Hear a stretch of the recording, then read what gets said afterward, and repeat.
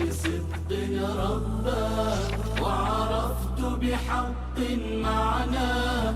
كم مر العمر ولا أدري بحياتي ما معنى الله. أدركت الآن معانيها، أسماء حسنى لعلا، وتنور قلبي بصفات أوصاف ليست لسواه. إن مر العمر فمسكين عبد لا يعرف مولاه، ما ذاق حلاوته أبدا من يجهل ربا سواه.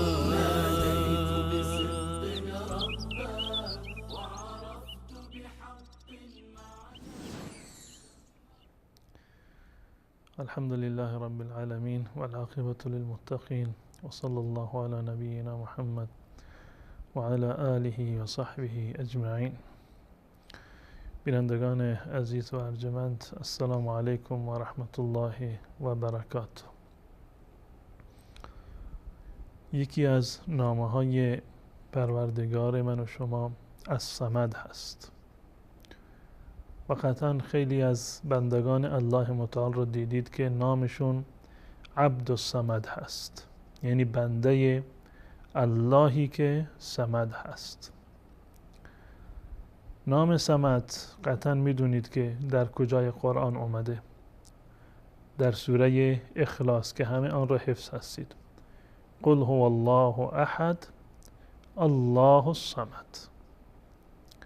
الله متعال در این سوره خود را به الصمد معرفی کرده، اللهی که صمد هست، و این در سوره اخلاص هست که مساوی با 1/3 قرآن کریم هست.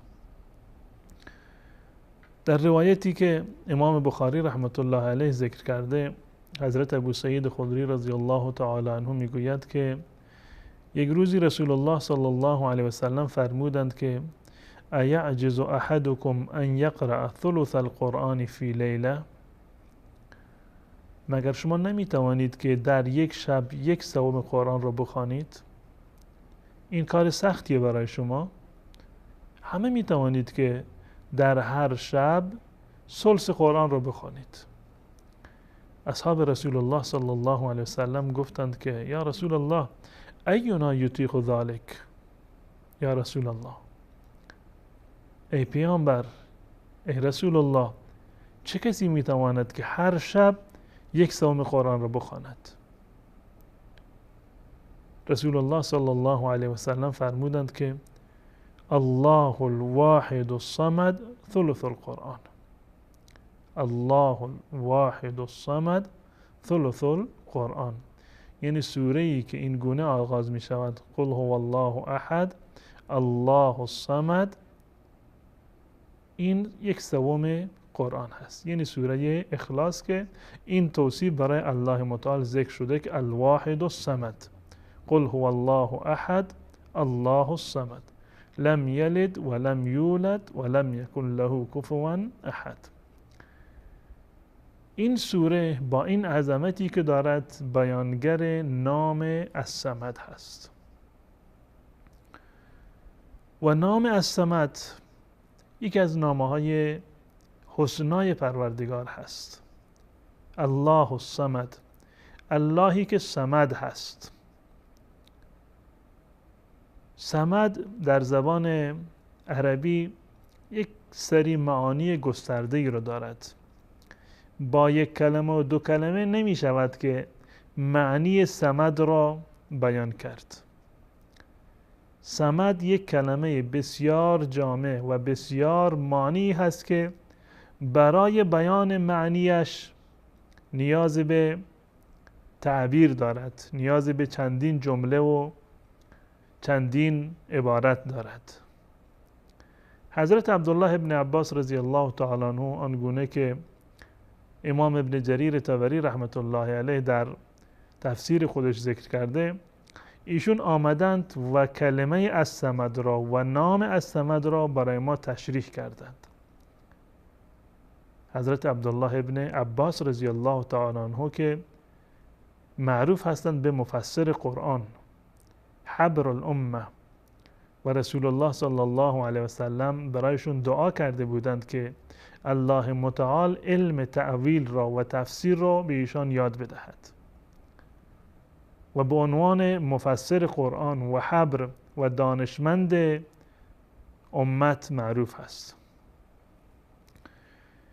عبدالله ابن عباس رضی الله تعالی عنه میگوید الصمد السید الذي قد کمل فی سؤدده. صمد یعنی سید، یعنی سرور و آقایی که در آقایی و سروری کامل هست، هیچ چیزی نقصی در اون نیست. یکی از معانی صمد سید هست، به معنی سرور و آقا. منتها آن سرور و آقایی که در سیادتش و در ریاستش و در آقایش کامل باشد، کسی رو حرفش نتواند حرف بزند.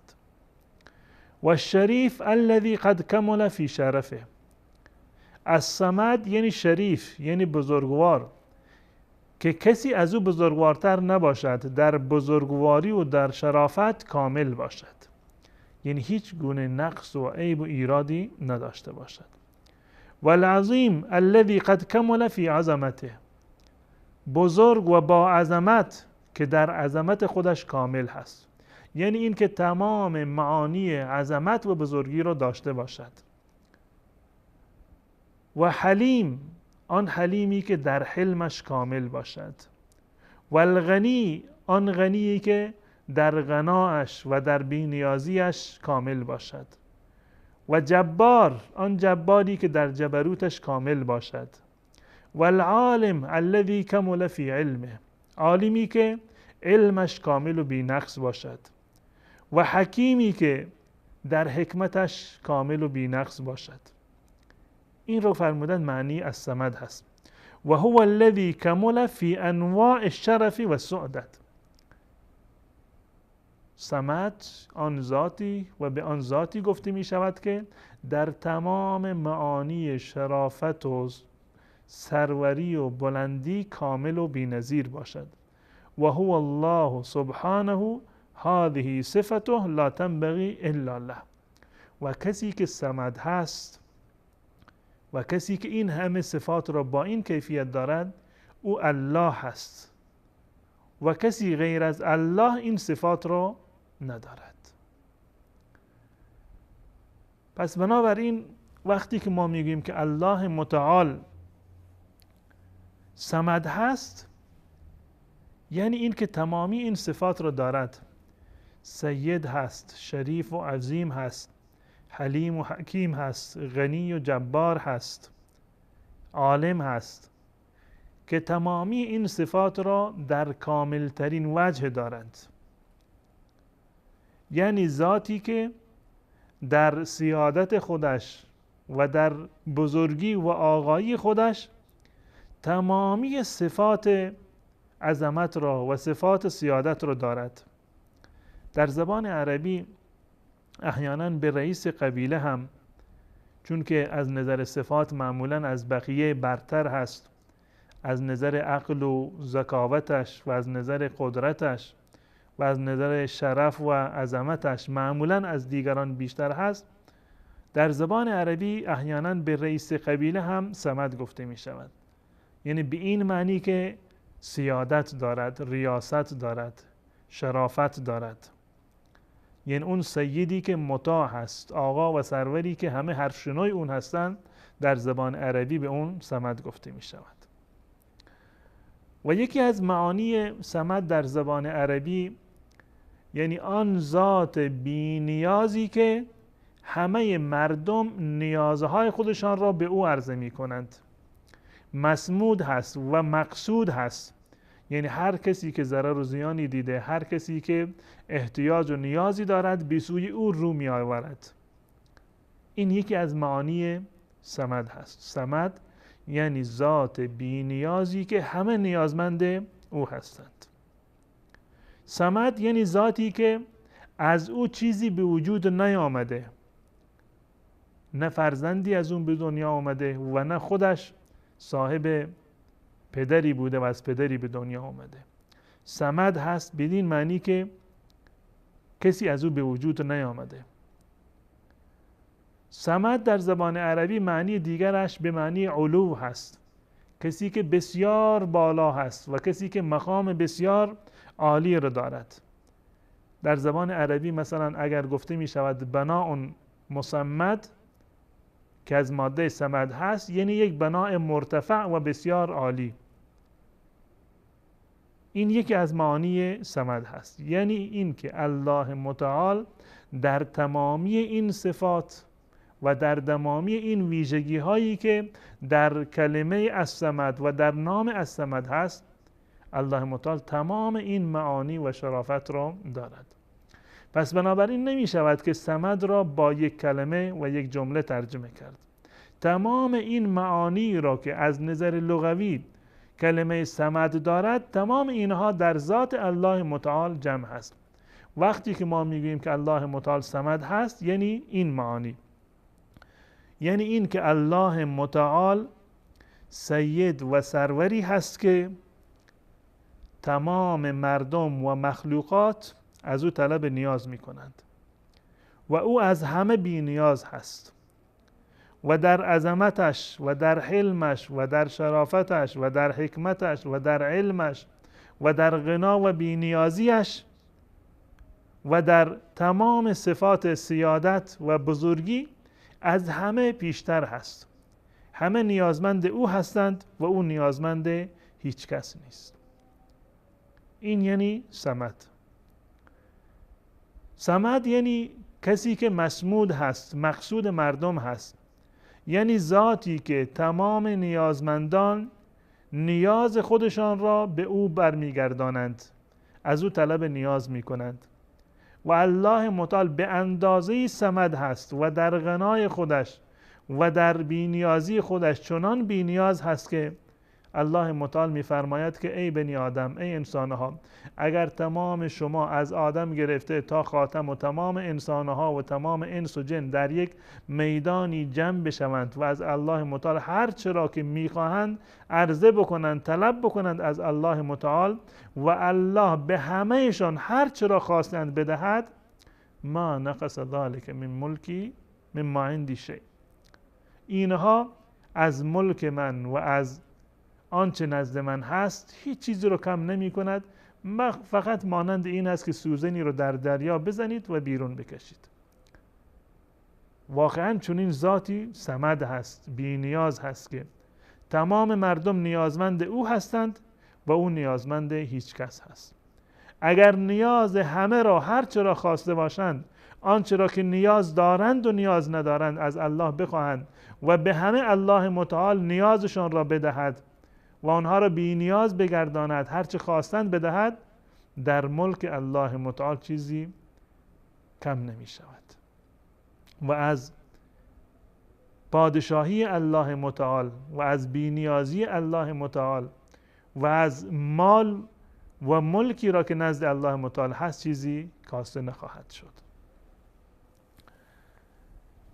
الله متعال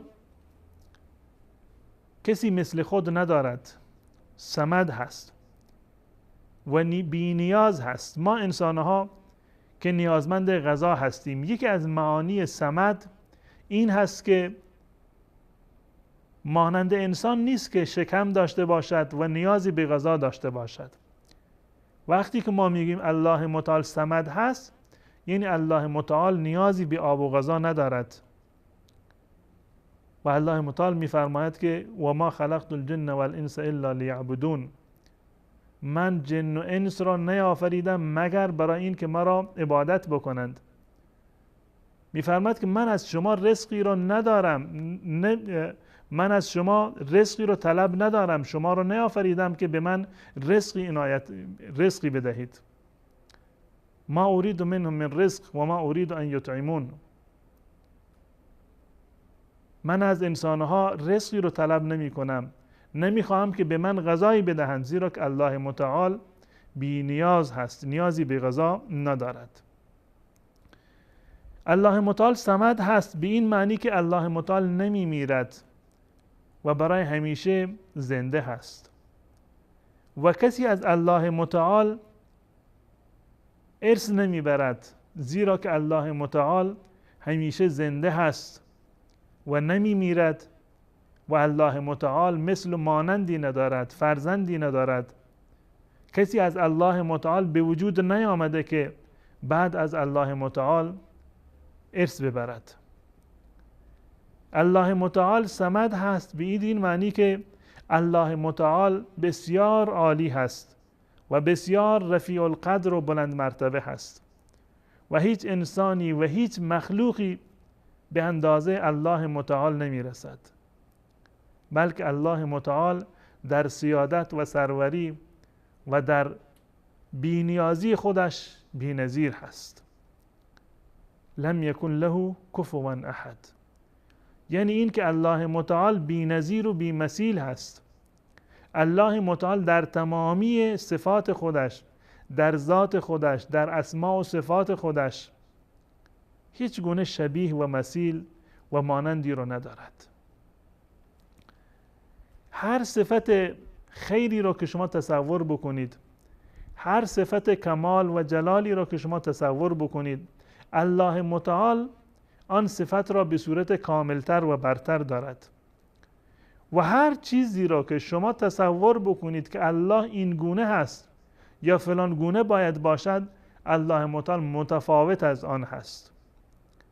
یعنی به اندازه الله متعال واحد و احد و بی نیاز و صمد هست و به اندازه عالی مرتبه هست و به اندازه بی نظیر هست که هیچ انسانی نمیتواند حدس بداند که الله متعال چگونه هست. بدین خاطر عقیده اهل سنت و الجماعت این است که برای ذات الله یا صفات الله متعال کیفیتی رو از طرف خودشون مشخص نمی کنند.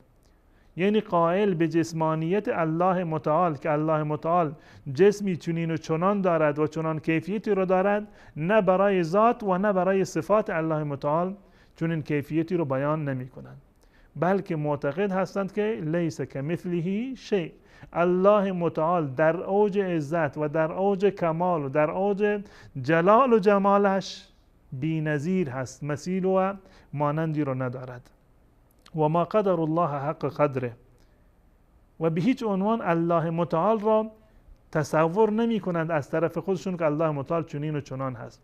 و هر چیزی را که شما تصور بکنید مطمئن باشید که الله متعال از آن بالاتر هست.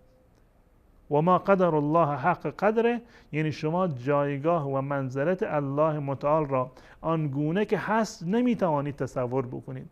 هر چیزی را که شما تصور بکنید الله متعال خلاف آن هست و بسیار پایینتر از آن چیزی هست که قدر و منزلت و جایگاه الله متعال هست. الله متعال صمد هست به این معنی که عالی هست در تمام اشیا، هم در ذاتش و هم در صفاتش، یعنی هم علو ذات دارد و هم علو اسما دارد که اسماش اسماء حسنا هستند، بهترین و برترین نامه ها هستند، و هم صفات الله متعال بهترین و کاملترین صفات هستند. پس بنابراین همان گونه که سوره قل هو الله احد ارزش دارد و همان گونه که رسول الله صلی الله علیه و سلم فرمودند که قل هو الله احد الله الصمد و این سوره معادل با 1/3 قرآن هست، به خاطر معانی بسیار عظیمی که در این سوره هست، به خاطر صفات والایی که در این سوره برای الله متعال ذکر شده. قل هو الله احد یگانه هست، الله الصمد اللهی که صمد هست، با تمام تفصیلی که خدمت شما عرض کردم. لم یلد و لم یولد، نه زاده شده، نه کسی از او زاده و نه کسی از او به دنیا اومده و نه الله از کسی به دنیا اومده. و لم یکن له کفوا احد، و هیچ چیزی شبیه الله متعال و کفو و همشأن الله متعال نیست. لیس کمثله شیء، مانند الله متعال چیزی نیست و هیچ یکی از مخلوقات مانند الله متعال نیست.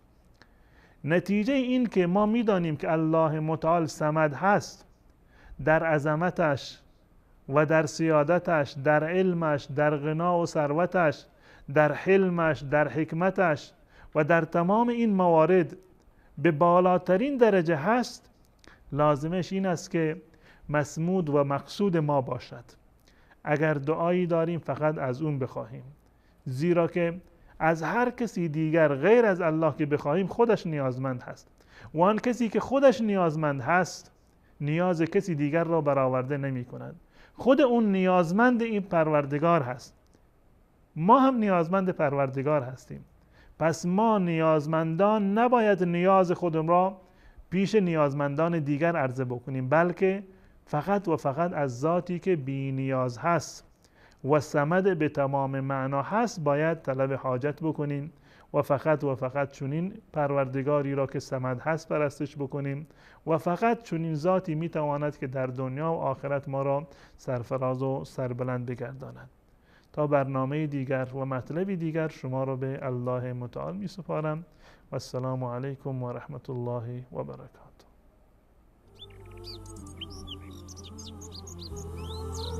ناديت بصدق ربا وعرفت بحق معناه كم مر العمر ولا أدري بحياتي ما معنى الله. أدركت الآن معانيها أسماء حسنى لعلا، وتنور قلبي بصفات أوصاف ليست لسواه. إن مر العمر فمسكين عبد لا يعرف مولاه، ما ذاق حلاوته أبدا من يجهل ربا سواه.